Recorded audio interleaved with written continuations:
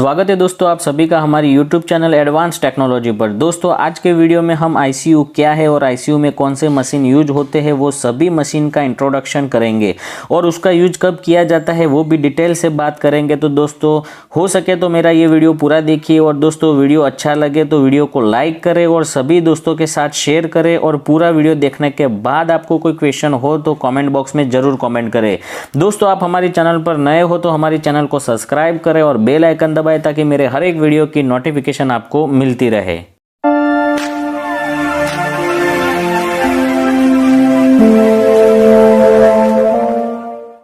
ICU का मतलब है इंटेंसिव केयर यूनिट, यानी कि जिस पेशेंट की हालत बहुत गंभीर हो जाती है और जितने टाइम वो गंभीर कंडीशन से बाहर नहीं निकलता है तब तक उसको कंटिन्यूसली अंडर ऑब्जर्वेशन में रखना पड़ता है। तो उसके लिए हॉस्पिटल में एक अलग से वार्ड होता है जिस वार्ड के अंदर लेटेस्ट टेक्नोलॉजी वाले इक्विपमेंट होते हैं और उस वार्ड के अंदर patient continuously doctor, medical officers and nursing staff के कंटिन्यूसली अंडर ऑब्जर्वेशन में रहता है। तो ये वार्ड सभी वार्ड से एकदम स्पेशल अलग वार्ड है। तो इस वार्ड को ICU यानी कि इंटेंसिव केयर यूनिट कहा जाता है। अब दोस्तों बात करेंगे ICU में कौन से इक्विपमेंट का यूज किया जाता है। सबसे पहला इक्विपमेंट है मल्टीपैरा मॉनिटर, जिसे vital sign monitor, patient monitor, ICU monitor भी कहा जाता है। मल्टीपैरा मॉनिटर के अंदर पेशेंट के वाइटल साइन यानी कि मेजर पैरामीटर कंटिन्यूसली मेजर होते हैं। पेशेंट के वाइटल साइन के अंदर ECG, pulse rate, SpO2, NIBP, respiration and temperature का समावेश होता है। ECG का मतलब है electric activity of heart, pulse rate का मतलब है हार्ट एक मिनट के अंदर कितनी बार पंप करता है, SpO2 का मतलब है ब्लड के अंदर कितना ऑक्सीजन सैचुरेट है, NIBP का मतलब है systolic and diastolic blood pressure, respiration का मतलब है पेशेंट एक मिनट के अंदर कितनी बार ब्रीदिंग करता है और टेम्परेचर का मतलब है पेशेंट की बॉडी का टेम्परेचर। तो ये मेजर पैरामीटर यानी कि वाइटल साइन कंटिन्यूसली मॉनिटर के अंदर मेजर रहते हैं, मेजर होते हैं। डॉक्टर उसको कंटिन्यूसली ऑब्जर्वेशन करते रहते हैं और मल्टीपैरा मॉनिटर के अंदर जो भी वाइटल साइन पेशेंट के दिखाते हैं उसके आधार पर डॉक्टर तय करता है, डिसीजन लेता है कि पेशेंट की कंडीशन कैसी है। दूसरा इक्विपमेंट है सेंट्रल मॉनिटरिंग सिस्टम, यानी कि दोस्तों ये कोई इक्विपमेंट नहीं है लेकिन ये पूरी सिस्टम्स है और ये सिस्टम्स ICU के अंदर अवेलेबल होती है। इस सिस्टम्स के अंदर मल्टीपैरा मॉनिटर जितने भी ICU में होते हैं वो सब एक साथ एक ही मॉनिटर के साथ कनेक्ट होते हैं जिससे सेंट्रल मॉनिटरिंग सिस्टम कहा जाता है। और वो सेंट्रल मॉनिटरिंग सिस्टम वाला जो मॉनिटर है वो जहाँ पर नर्सिंग स्टेशन रहता है, जहाँ पर डॉक्टर बैठते हैं, वहाँ पर वो हाईलाइट होता है और उस मॉनिटर के अंदर सभी मल्टीपैरा मॉनिटर के पैरामीटर्स वो डॉक्टर देख सकते हैं और वो डॉक्टर उसकी डेस्क पर बैठे बैठे ही सभी पेशेंट के वाइटल साइन देख सकते हैं। तो ये सिस्टम भी ICU के अंदर अवेलेबल होती है। तीसरा जो है वो है ECG मशीन। दोस्तों पेशेंट के हार्ट की इलेक्ट्रिक एक्टिविटी का पूरा ग्राफ ECG मशीन के अंदर निकाला जाता है और उस पर से डॉक्टर पता लगाता है कि पेशेंट का हार्ट कैसा वर्किंग करता है। दोस्तों ECG मशीन का डायग्राम आप इमेज में देख सकते हो। इस टाइप के अलग अलग single channel, 3 channel and 12 channel ECG अलग अलग ICU के अंदर अवेलेबल होते हैं। दोस्तों चौथा इक्विपमेंट है मैकेनिकल वेंटिलेटर। दोस्तों वेंटिलेटर का यूज जब पेशेंट की रेस्पिरेटरी सिस्टम काम नहीं करती है तब उसको बाहर से पूरा रेस्पिरेटरी सिस्टम कंट्रोल करता है। उसका दिमाग काम करता है, उसका हार्ट काम करता है, लेकिन उसकी रेस्पिरेटरी सिस्टम यानी कि ब्रीदिंग सिस्टम, इनहेल एक्सेल कुछ नहीं कर सकता। उस टाइम पर वेंटिलेटर का यूज किया जाता है और वेंटिलेटर पेशेंट की पूरी रेस्पिरेटरी सिस्टम को बाहर से कंट्रोल करता है। दोस्तों वेंटिलेटर अलग अलग कंपनी के आप इमेज में देख रहे हो कि इस टाइप के वेंटिलेटर का यूज ICU में भी किया जाता है। दोस्तों पांचवा इक्विपमेंट है सिरिंज पंप। सिरिंज पंप का यूज कोई पेशेंट को कोई ड्रग वेरी एक्यूरेट मात्रा में अगर देना होता है तब किया जाता है और वो भी स्मॉल अमाउंट में ड्रग देना होता है तब किया जाता है। मान लीजिए कि कोई एक ड्रग है उसको 1 ml प्रति आवर देना है तो वो सिरिंज पंप का ही काम है और सिरिंज पंप से वो पॉसिबल होता है। तो 1 ml प्रति आवर हम सेट करके स्टार्ट कर देते हैं तो पंप पेशेंट को वो ड्रग 1 ml 1 कलाक के अंदर डिलीवर करेगा, वैसे कंटिन्यूअसली चालू रहेगा। तो उस टाइम पर सिरिंज पंप का यूज किया जाता है। दोस्तों छठा जो इक्विपमेंट है वो है इन्फ्यूजन पंप, जिसे हम वॉल्यूमेट्रिक पंप भी कहते हैं। दोस्तों सिरिंज पंप और वॉल्यूमेट्रिक पंप का काम एक जैसा ही है, लेकिन सिरिंज पंप के अंदर स्मॉल अमाउंट में वेरी एक्यूरेट मात्रा में ड्रग डिलीवर होता है, वैसे ही इन्फ्यूजन पंप के अंदर वो थोड़ा ड्रग का वॉल्यूम ज़्यादा रहता है, यानी कि 20 ml प्रति आवर, 30 ml प्रति आवर, वो पेशेंट को वेरी एक्यूरेट मात्रा में ड्रग डिलीवर करता है। उस इन्फ्यूजन पंप के अंदर डायरेक्ट IV लाइन कनेक्ट होती है और हम जो इन्फ्यूजन पंप के अंदर रेट सेट करते हैं, मान लीजिए कि 20 ml सेट किया है तो पेशेंट को प्रति आवर 20 ml ही ड्रग डिलीवर करेगा। तो इन्फ्यूजन पंप का यूज भी ICU के अंदर होता है। दोस्तों 7वां मशीन है बाइपेप मशीन। बाइपेप मशीन वेंटिलेटर का ही एक भाग है, एक पार्ट है, लेकिन वेंटिलेटर के अंदर इन्वेंसिव एंड नॉन इन्वेंसिव दोनों थेरापी अवेलेबल होती है। इन्वेंसिव मतलब हम इंक्यूबेशन करके भी उसकी रेस्पिरेटरी सिस्टम को कंट्रोल कर सकते हैं, और नॉन इन्वेंसिव बाहर से पूरा मास्क लगा के फिर भी वो उसकी रेस्पिरेटरी सिस्टम को हम कंट्रोल कर सकते हैं। तो बाइपेप मशीन के अंदर ओनली वन थेरापी ही अवेलेबल होती है, उसमें इंक्यूबेशन नहीं कर सकते। ओनली नॉन इन्वेंसिव यानी बाहर से फुल फेस मास्क लगाकर उसको रेस्पिरेटरी सिस्टम को सपोर्ट कर सकते हैं। तो बाइपेप मशीन भी ICU के अंदर अवेलेबल होता है। दोस्तों 8वां जो इक्विपमेंट है वो है सक्शन मशीन, जिसे वैक्यूम मशीन भी कहा जाता है। सक्शन मशीन का यूज पेशेंट की एयरवे में से bleeding, secretion and other fluid को क्लीन करने के लिए यूज किया जाता है।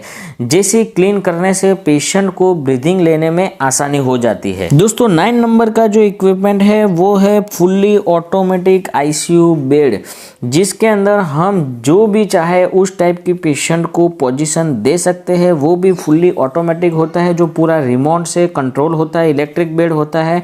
तो जब भी चाहे उसका head up, bed down, head down, सब पोजीशन हम फुल्ली ऑटोमेटिक ICU बेड के अंदर दे सकते हैं। दोस्तों 10वां जो इक्विपमेंट है वो है पोर्टेबल वेंटिलेटर। दोस्तों पोर्टेबल वेंटिलेटर साइज में स्मॉल होता है रेगुलर वेंटिलेटर से, ताकि हम एक जगह से दूसरी जगह उसको काफ़ी आसानी से ले जा सके, कैरी कर सके। वेंटिलेटर का काम सेम एज रेगुलर वेंटिलेटर जैसा ही काम है। वो पेशेंट को रेस्पिरेटरी सिस्टम को सपोर्ट करता है, पेशेंट के रेस्पिरेटरी सिस्टम को सपोर्ट करता है। और दोस्तों पोर्टेबल वेंटिलेटर का डायग्राम आप इमेज में देख सकते हो। 11वां जो इक्विपमेंट है वो है पल्स ऑक्सीमीटर। दोस्तों वैसे तो ICU के अंदर मल्टीपैरा मॉनिटर होते हैं, तो पल्स ऑक्सीमीटर का कोई रोल नहीं होता है, लेकिन ICU के अंदर ये पल्स ऑक्सीमीटर इसलिए होता है कि कोई टाइम पर अगर कोई एक बेड पर मल्टीपैरा मॉनिटर अगर ख़राब हो गया है तो हम टेम्पररी पल्स ऑक्सीमीटर का यूज कर सकते हैं। ये pulse oximeter table top pulse oximeter रहता है, उसके अंदर पेशेंट के पल्स यानी कि उसकी हार्ट रेट,